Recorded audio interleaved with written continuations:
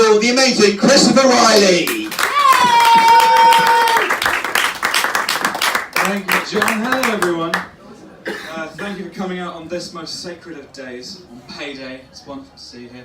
I am going to talk about myself because I don't know anything else. So that's what I'm going to talk about. I'm going to grab a beer and sit down. I am a 28-year-old bisexual man. And when a lot of people find out that I'm bi, they say, oh, double the number of fish in the sea, which is a lovely thought. But in reality, it's more like twice the number of people who just see me as a friend. So I discovered that I was bi when I was in the University Drama Society. And maybe, being in the Drama Society, should have been my first clue. We had a rule of thumb in our Drama Society that 2 pints of snakebite turned all the straight boys bi. And oh boy, did we make use of that rule. It was great, all these nights out, having a couple of pints of snakebite and then making out with all the boys. I thought, wow, I really love snakebite. Turns out I just like the cock. Is anyone else here in the room bisexual? No, I'm none of my little bi peeps. Ah, never mind. So I am a bisexual romantic, which means that I get a lot out of Disney films. I too believe that someday my prince will come. I just hope he's been eating pineapple to improve the taste. I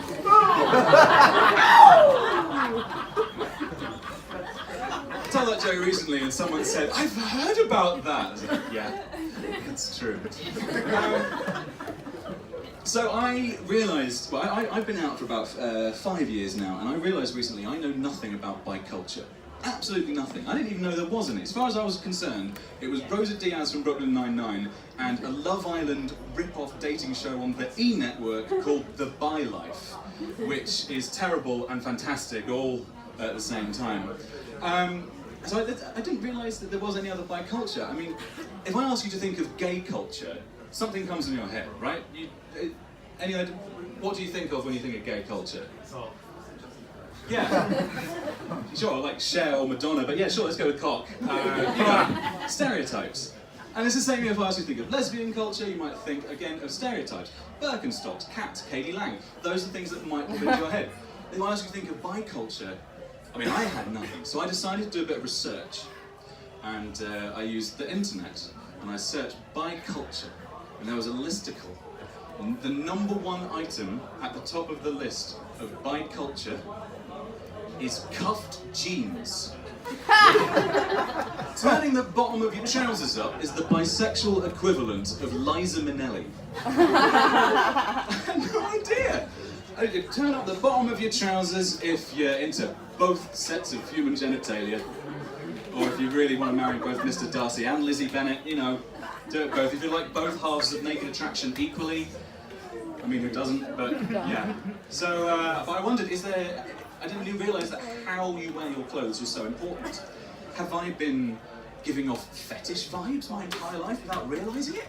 I had no idea. I mean, if I did a French tuck with my shirt, does that mean that I'm giving off the wrong kind of message about sadomasochism? I don't know. You do a French tuck, mate, that's all I'm saying. You know, if you put the wrong button in the wrong buttonhole, is that saying that, you know, you like people stamping on your walnuts? If you, again, yeah. If you have wearing no-show socks and full-length trousers, I'm sorry, but that gives off a real I like wearing diapers for fun vibe. Which is why Jay is currently wearing no-show socks and full-length trousers. I've lost 25 pounds in weight so far this year since March. Thank you very much. Feels good. I'm now halfway to my goal of making my Tinder pictures look realistic again.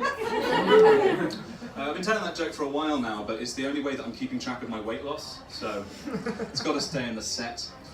I'm trying to do it sensibly. I'm trying to get into salads in a big way, but they don't make it easy. Don't get me wrong, I like all the constituent parts of a salad. I like leaves and vegetables, occasional meats and cheeses. I just wish there was a more imaginative delivery system than a bowl. Like some kind of round, crisp flatbread topped off with a tomato, basil, mozzarella sauce and called a pizza. If you're still my beating arteries. But I need to exercise more, I need to get fitter. Muscles are not my strong point. I discovered this recently, last week in fact. I put my back into spasm in the least manly way possible. I didn't push a car off a railway track just in time to avert a disaster. I didn't rescue an old lady down from a tree and deliver her to her cats waiting patiently below. I sneezed.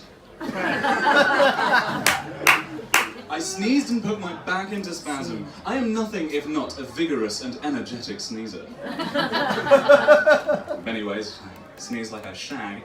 It's loud, it's quick, it results in the expulsion of bodily fluid, and if I don't exercise more, it will continue to put my back out. But if any of you have had a back spasm, like, I don't know if anyone here has, but it is horrifically painful. I couldn't sit, I couldn't stand, I couldn't shower for 3 days. So when I finally managed to have a shower, I had to give myself a little victory cheer, which also hurt. It's the kind of victory cheer, like if you're using an unfamiliar toilet for the first time and it all flushes straight away. You know what I'm talking about. There's nothing more satisfying than, you know, checking the post-flush situation in a toilet you've never used before and there's nothing there. It feels great. I started a new job recently and I knew it was the right place for me, but I discovered the office has a power flush. It's got all the suction of an airplane toilet with the water pressure of Niagara Falls. And they need it too, because the canteen only serves carbs. So if your idea of a rounded diet is lasagna and chips, you need to invest in some serious plumbing. That's just good corporate synergy. I'm Christopher Riley, thank you very much.